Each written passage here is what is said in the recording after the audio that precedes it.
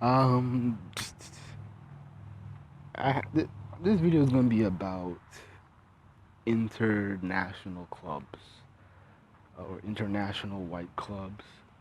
I know recently, a couple months ago, there was an issue with a couple black girls in or black women in, I believe, London, who got denied access into being in a club, for being black. And I haven't really had that experience. I never had that experience, but I have been black coded when I went to, I guess, to a club. I remember um, when I was taking my little brother to a teen club. I was just kind of walking him to it, and I did notice that they were very heavy on how black men presented themselves. They made sure that our pants weren't sagging. They made sure that we didn't. They had like nigga dress codes. No long white tees, no white tees, no baggy pants, no chains, no do rags or shit like that. But if you was a white boy, of course you can bring them in. I think I even saw white boys sagging, white boys wearing the white tees, and they can play it off. Um, but when I went to Australia, the next summer of my, the next summer when I from compared to going from Myrtle Beach, when I was in Australia, I did go to a couple clubs. I think I went to about 5 clubs, maybe. The cool thing about clubs in Australia as a whole, or most, is that most of the clubs are free, and it's really just kind of a lounge drinking bar. Um, so they encourage you to drink. The cool thing about it is that yeah, they have like rule. The only like rules with clubs is that they you can't go into a club. You can't re-enter or go to enter a club after 1 a.m. So usually by then I think it's something to do with drinking or something like that. But most of the clubs are free, and at the most you'll really pay only $5. That's basically it. Um, the problems that I had with going to a good bit of the clubs in both Sydney and Newcastle. Newcastle's a bit of a small town, which can when you go downtown it can be a metropolitan, but it's basically a small town, a little urban, suburban neighborhood. Sydney is obviously a big city. When I was at Newcastle, going to the clubs there, I did notice the first night was good. Um, they were pretty cool. But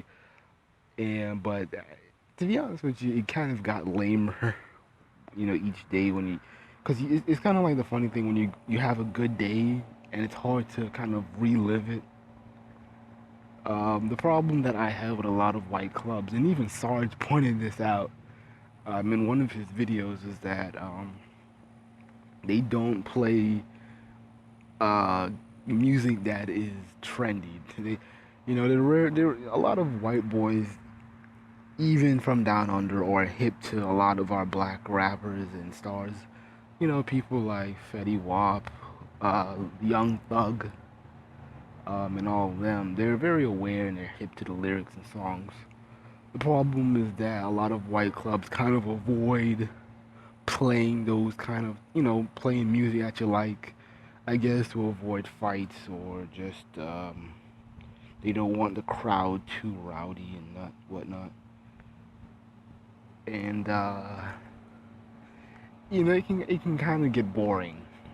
That's kind of like the issue that I found throughout most of my experience, is that if you're gonna go to a white club, bring friends and make sure they have like a lot of energy, and just make sure they're fun to be around, because white clubs are kind of weird. You're seeing a bunch of white dudes who can't really dance. Um, and I ran into that a lot. I saw a lot of white boys can't dance. A lot of issues, especially with me as being the only black guy, or the few black guys, or the handful of black guys in the club, is that white dudes are like, oh shit, you have dreads, that's so cool. And I kind of felt annoyed that a lot of dudes were just touching my hair, and I'm like, yeah, yeah, just chill out, yeah, yeah, yeah, it's real, it's dreads, yeah, chill out, chill out, chill out. And that kind of like bothered me. I thank God I'm not a female because it probably would have been worse. But but there's a lot of that. They're not used to, I guess, African Americans in large numbers. Another issue is that um, the music is really whack. They tend to play, like in white clubs. They tend to play songs like that were kind of like one hit wonders. Like that it was a hot song, but you don't hear it often. They. I can't. I'm trying to remember. I can't really remember the songs, but it was like whenever you go to a white club or a white party, they always play Usher and Little John. Um, what's that song with the A-Town Stomp? I forgot. I forgot. I don't even remember. That's such an old ass song too. But that song used to annoy the shit out of me because every time I go to a white party or club or something, they always play that song, and white kids love. They literally go crazy over that shit, and it's like, oh god, this song is so old. They always play that. That's basically a given. They don't play like a lot of. The thing is they try to they don't the DJs are very censored, and they kind of avoid playing those good songs that that will really get the party hype. So basically, a lot of times is that white dudes have to do something stupid, or they have to usually do something stupid or childish to get the club amped. Um, I remember like one time I was at a club. It was one of the it was in Newcastle. I think it was called King James Club or King something Club, Kingston Club or something. And I was with there with my couple friends, and I got separated from them, and I ended up getting lost. And I just kind of like said fuck it, cause I got word because they were seeing this guy, and I was like, oh shit. And I was saying to myself, oh shit, these girls got raped or these bitches got kidnapped, and I'm like worrying and sweating like fuck because I'm like, oh shit, I'm gonna get blamed for this. And I was like literally searching the whole city for like where for those girls, and I just kind of said, "Fuck, I'm just gonna go home." And I got lost, and I didn't know where the house was for well the cabin, and so I'm literally walking around Newcastle like in the dead of night, like midnight. I don't think I got home until 1:30, and then I forgot the key code, and so I'm like banging on the door, but I was kind of like scared. Like I didn't want to bang it too hard so people can sleep. But I was like, it's kind of cold outside. And I'm like, okay, I want to get in, but I don't want to piss people off because I shouldn't be here this late. But it was such a headache. But luckily the girls were all right. But it's kind of scared the shit out of me, because shit like that happens. Girls get caught up with dudes, and they put us something to drink. You don't want to have one of those cases again where American girls are missing and kidnapped, and they're gone forever, and their bodies found washed up in the beach.